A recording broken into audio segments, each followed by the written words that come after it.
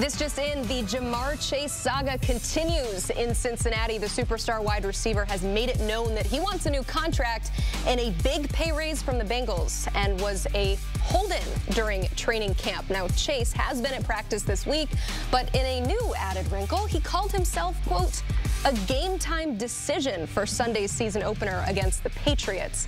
He also hinted that a new contract is, quote, in reach, and says that his deadline for a new deal is today.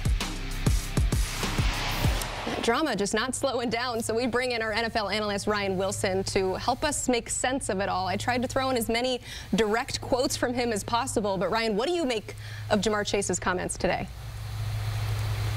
Yeah, he spoke for a little over 10 minutes today to the media from his locker, Emily, and it was wide-ranging and in-depth, and you hit on the highlights, and it was revealing because we haven't heard a lot from Ja'Marr throughout this whole process. He said it's been going on for 6 months now. They are close, as you know. He says he's a game-time decision. That's his decision, and if he plays, he will be limited. So there are a lot of caveats into what's going to happen over the next few days.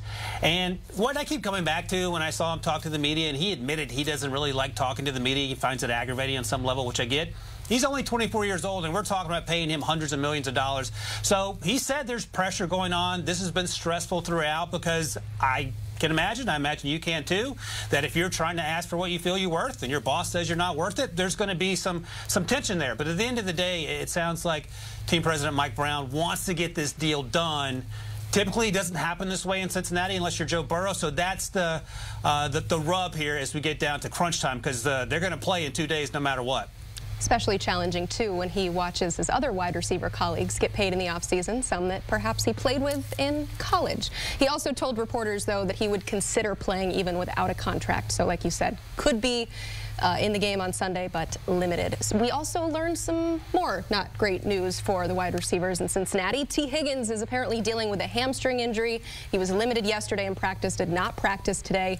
Given his history with hamstring injuries, what does this mean for the Bengals offense against the Patriots? Emily, I guess the good news is that you're playing the Patriots, but there's only so many times you can say that with the Patriots not hearing you and taking it personally. They get paid, too, on that side of the ball, and when you stack up the rosters, yes, the Bengals are a better football team, but there's some pretty good players in New England, so maybe they use that as motivation heading into this game. But, okay. It's one thing to say Ja'Marr is limited because of the holdout situation or the hold-in situation with the contract. Now we're going to have some real issues if T. Higgins can't play as well, or if he's limited, because then you're scraping the barrel in terms of depth and guys who played a lot at the wide receiver position as we head into the season. Yes, you have Joe Burrow.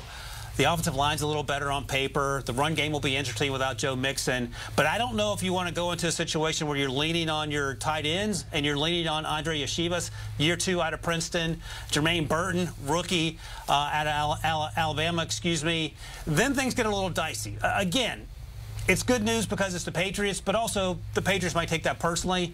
Ideally, T is magically healthy, and you sign Ja'Marr, and then you can have everyone there. But right now, these feel like unforced errors that we talk about, Emily, going into the season, and it's not a great place to be, but you can solve it pretty quickly. Yeah, and this was supposed to be the year we saw a fully healthy Bengals offense with Joe Burrow, too, now ready to go. So definitely a disappointment for some of those Bengals fans there. Do you believe that we get anything done contractually before Sunday for Ja'Marr Chase, or this continues on during the season? That's the question. And one of the things that Ja'Marr said in his interview that I found interesting, he was asked specifically about that. If the deal doesn't happen in the next few days, are you willing to play the season and renegotiate next spring? And he said yes.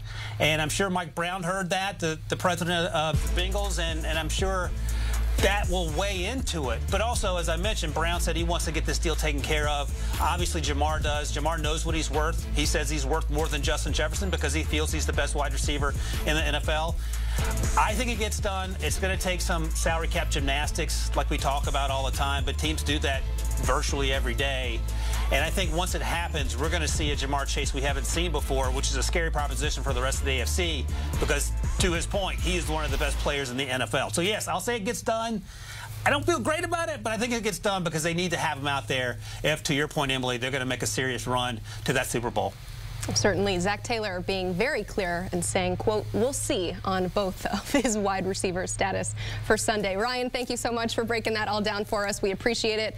And get ready to watch some NFL on CBS. A full slate of games coming your way on Sunday on CBS. We've got some divisional battles in the early window, some high-profile matchups in the afternoon, so keep it locked in.